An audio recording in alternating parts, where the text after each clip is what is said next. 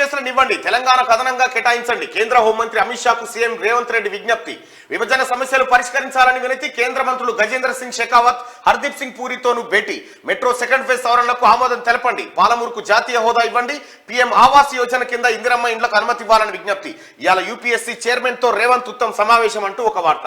ఎన్నడన్నా కేసీఆర్ గారు మోడీ దగ్గరికి పోయి ఈ మాటలు మాట్లాడిండా?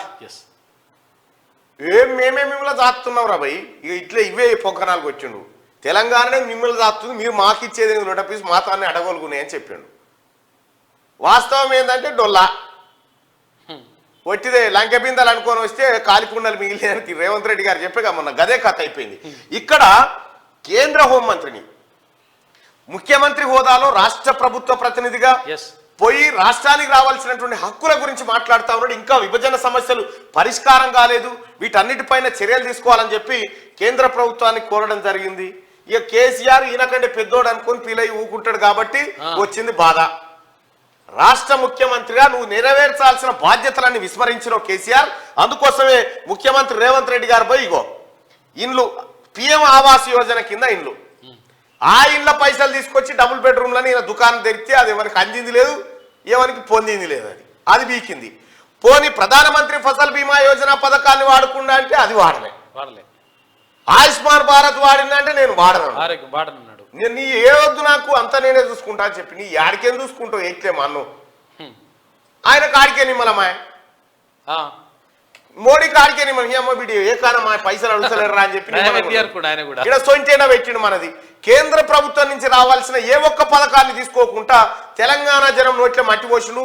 ఇది తెలంగాణ ప్రజల హక్కు వాటా. ఇది నరేంద్ర మోడీ గారి దయాదాక్షిణమో కేసీఆర్ గారి లేకపోతే జాలో కాదు, తెలంగాణ ప్రజల హక్కుగా రావాల్సిన వాటా కావాలి అని చెప్పి అక్కడికి పోయిండు. పాలమూరుకు జాతీయ హోదా ఎప్పుడన్నా అడిగినావా కేసీఆర్?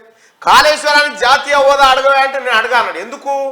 ఒకవేళ కాళేశ్వరం ప్రాజెక్టుకు జాతీయ హోదా ఇస్తే కేంద్ర ప్రభుత్వమే పైసలన్నీ పెడుతుంది, కేంద్ర ప్రభుత్వమే టెండర్లు పిలుస్తుంది, కేంద్ర ప్రభుత్వమే నిర్మిస్తుంది. అది మనోడి పాత్ర ఉండదు, కమిషన్ల పాత్ర ఉండదు కదా, అందుకోసం వద్దని చెప్పిండు. ఇప్పుడు పాలమూరు రంగారెడ్డికి జాతీయ హోదా ఇవ్వండి అని చెప్పి కేంద్ర ప్రభుత్వాన్ని అడగడం జరిగింది. మరి కేంద్ర ప్రభుత్వం ఇస్తుందనే భావిస్తా ఉన్నాం.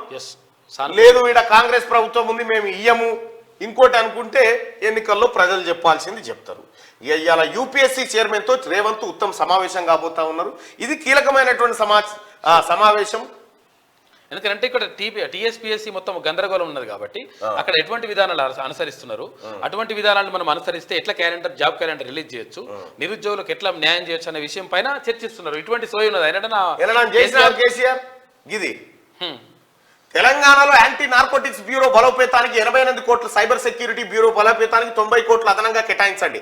రాష్ట్ర విభజన తర్వాత కూడా హైదరాబాద్ లోని రాజ్భవన్, హైకోర్టు, లోకాయుక్త, ఎన్హెచ్ఆర్సీ వంటి బిల్డింగ్లను ఏపీ వాడుకుంటున్నందున ఆ ప్రభుత్వం నుంచి వడ్డీతో కలిపి మొత్తం 408 కోట్లు ఇప్పించండి అని చెప్పి అమిత్ షాతో సీఎం రేవంత్ రెడ్డి అన్నాడు.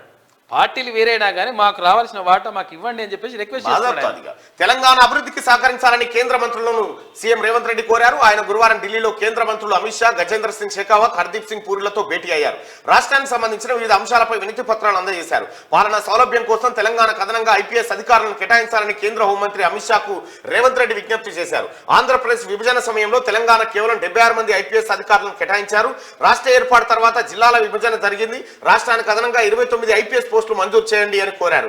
దీనిపై సానుకూలంగా స్పందించిన అమిత్ షా ఈ ఏడాదిలో వచ్చే కొత్త బ్యాచ్ నుంచి తెలంగాణకు అదనంగా ఐపీఎస్లను కేటాయిస్తామని హామీ ఇచ్చారు. అలాగే విభజన సమస్యలను కూడా అమిత్ షా దృష్టికి సీఎం రేవంత్ రెడ్డి తీసుకెళ్లారు. 9వ షెడ్యూల్లో పేర్కొన్న సంస్థల విభజనను పూర్తి చేయాలని, 10వ షెడ్యూల్లోని సంస్థలపై ఉన్న వివాదాన్ని పరిష్కరించాలని కోరారు. ఢిల్లీలోని ఉమ్మడి రాష్ట్ర భవన్ విభజనను పూర్తి చేయాలని విజ్ఞప్తి చేశారు. విభజన చట్టంలో పేర్కొనని సంస్థలు తమవేనంటూ ఏపీ సర్కార్ అంటోందని హోంమంత్రి దృష్టికి ఆయన తీసుకెళ్లారు. ఇక లోపాలను కప్పిపుచ్చుకునేందుకు బీజేపీ డ్రామాలు, అందుకే ఎమోషనల్ ఇష్యూలను తెరపైకి తెస్తున్నది. కాంగ్రెస్ చీఫ్ ఖర్గే దేశ నిర్మాణంలో మా పార్టీ చేసిన సేవలను విస్మరిస్తున్నది. చరిత్రను మరిచినోళ్లు చరిత్రను సృష్టించలేరని కామెంట్. లోక్సభ ఎన్నికల్లో గెలిపే లక్ష్యంగా కలిసికట్టుగా పనిచేయాలని క్యాడర్కు పిలుపు. ఢిల్లీలో పార్టీ కీలక మీటింగ్, పాల్గొన్న రాహుల్, రేవంత్ అంటూ ఒక వార్తను చూస్తా ఉన్నాం. ఇక్కడ నిన్న ఢిల్లీ పర్యటనలో ముఖ్యమంత్రి రేవంత్ రెడ్డి అలాగే నీటిపారుదల శాఖ మంత్రి ఉత్తమ్ కుమార్ రెడ్డి గారు వీళ్ళంతా బిజీగా ఉన్నారు ఢిల్లీ పర్యటనలో. ఇక ఇది ఇట్లా ఉంటే